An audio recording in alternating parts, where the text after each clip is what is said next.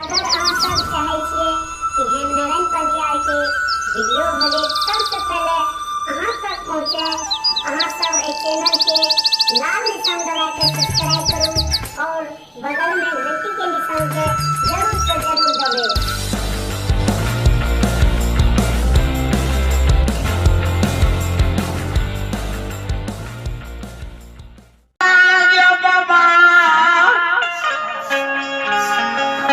अछमी के सीमा पर धर्मराज बाबा महावीर जी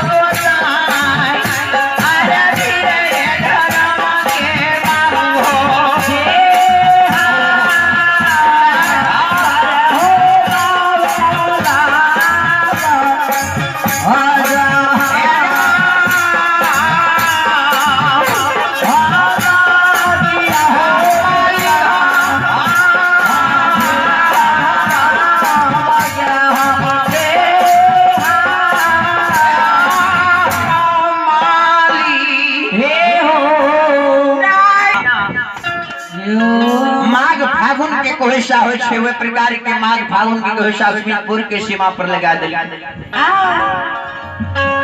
जे तपसी बाबा कहते नहीं देखते अछमीपुर के सीमा पर से राजा के घर मकाम तो अपने हमरा कहते जे धर्मराज बाबा जे देखते तो हमरा अपने कहते जे मालिक जय राजा के घर मकाम में अछमीत के सीमा पर से दिखाई दे रहे हो, राजा के घर मकाम कहाँ दिखाई दे छे ते बुझ जेबे ठीक है जइया राजा पटेनिया पर सुरता है ता तक में धर्मराज बाबा के जमत लग गेले गुरु ज्योति बाबा आग जल के भार लेने तपसी बाबा अछमीत के सीमा पर पहुँचइए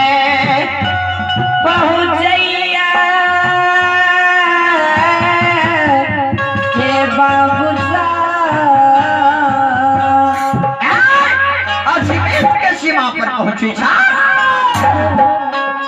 आग जल के बाहर लाके तब शिव बाबा आग जल के बाहर के राख दै छै आग जल के बाहर के राख दै छै आयो जानो यो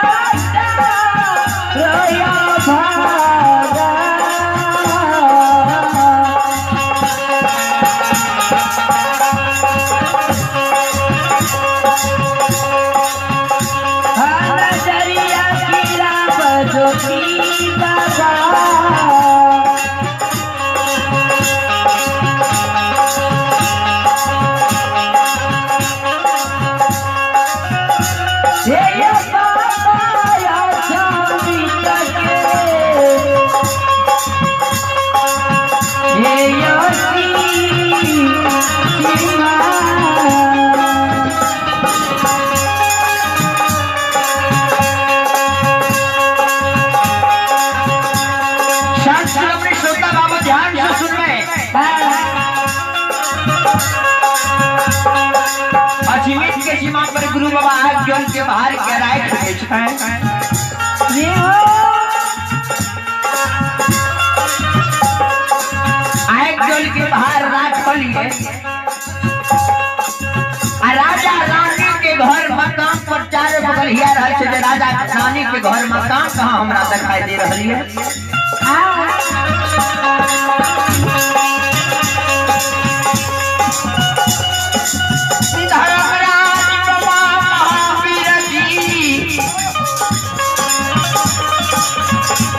धर्मराज बाबा महावीर जी कहलो मूर्ति अजमेर के सीमा पर तपसी के लीला के देखै छै चार बगल हिया रहलिए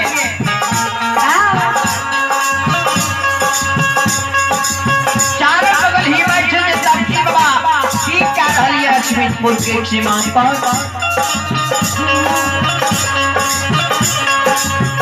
धर्मराज वाली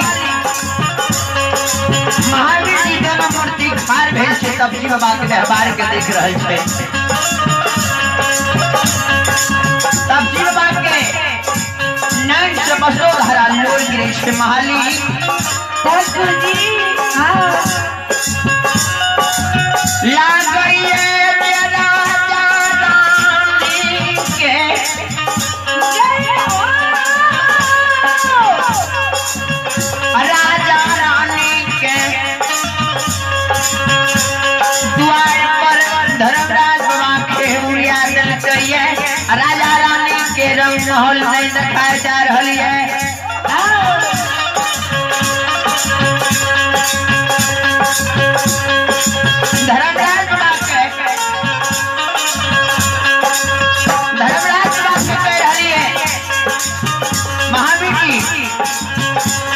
सब्जी के बात कतेक बरलीला कह रहल छै। हे यो देखियो बाबू यो ता, हे यो देखियो बाबू सा, हे यो तपसी के व्यवहार के देखियो यो, हे यो तपसी व्यवहार बाबा देखियो यो, तपसी के व्यवहार के देख लियो। हे यो यारो घर देखै छै तपसी यो, हे यो यारो घर देखै छै तपसी हा, हे नैना से लोर भरै छै हो, हे यो नैना से लोर भरै छै या। धर्मराज बाबा सब्जी के बात कह रहल छै। सब्जी बात के मन में होइ छै धर्मराज बाबा फेर उड़िया दल के राजा रानी के आँख जल के भार के फेर उठा के कन्हा पर ले छै। हे यो रुचिया रुचि के भागै छै तपसिया यो, हे यो रुचिया भागै तपसिया यो, हे यो केदुली के बात धरल गई हो, हे यो केदुली के बात धरै छै या। हे यो यज्ञा जल के बात उठल कहियो, हे यो यज्ञा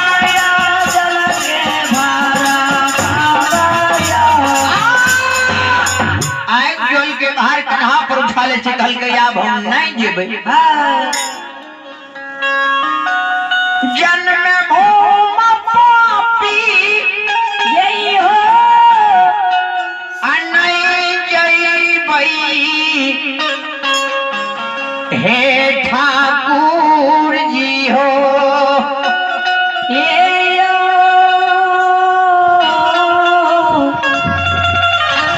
कलयुग के भगवान नहीं जेबै। जय समय में हम जा रहिए अश्वमेध के सीमा पर जो ये राजा के रंग महल लखा दे रहे, कोठा अमार घोड़ा घुड़सार हाथी हथसार धन बीत लक्ष्मी से राजा के आय लगे छे द्वार पर धर्मराज बाबू कालिदास के उड़िया दल के धर्मराज बाबा मालिक बाबू कालिदास तपसी के व्यवहार के देख रहलिए।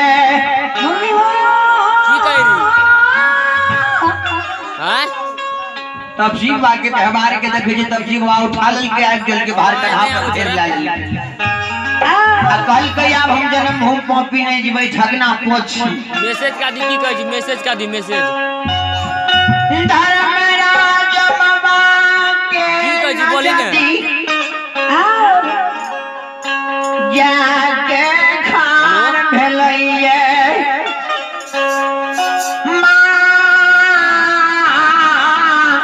मालिक हो,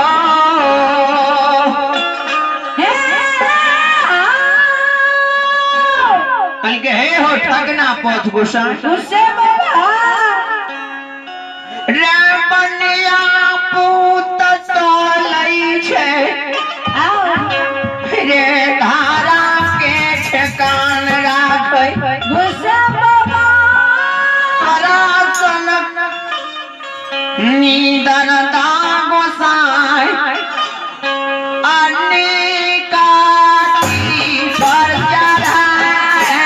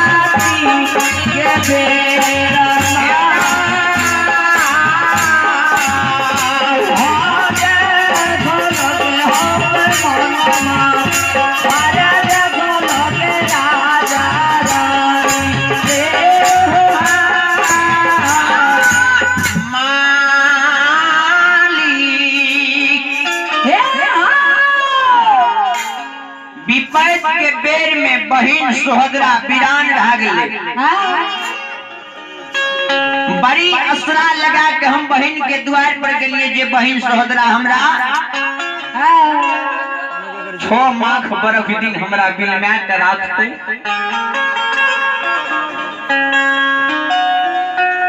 ई कोरिया कया के देख के जय हो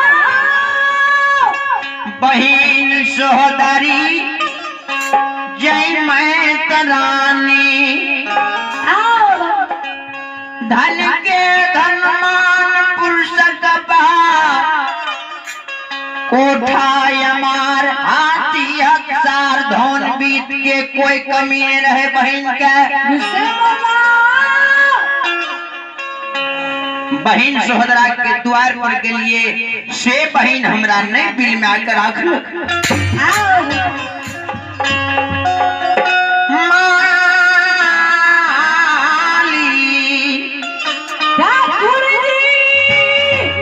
हो गोसाई बाबा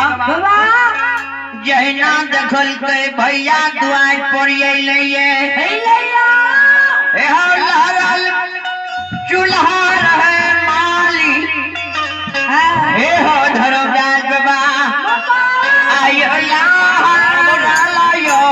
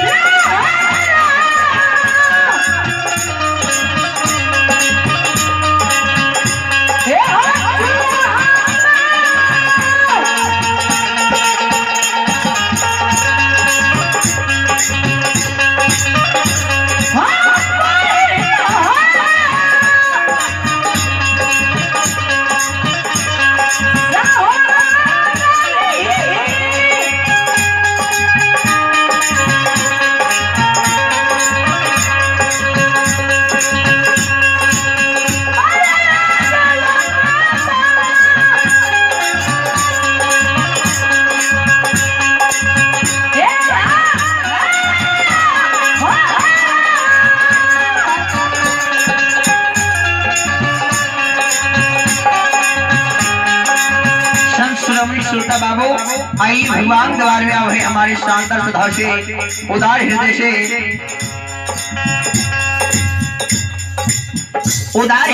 शानदार सुधा से आप है हमारे श्यामलाल साहब के नाती परी कुमारी एवं उमा कुमारी दोनों बहनें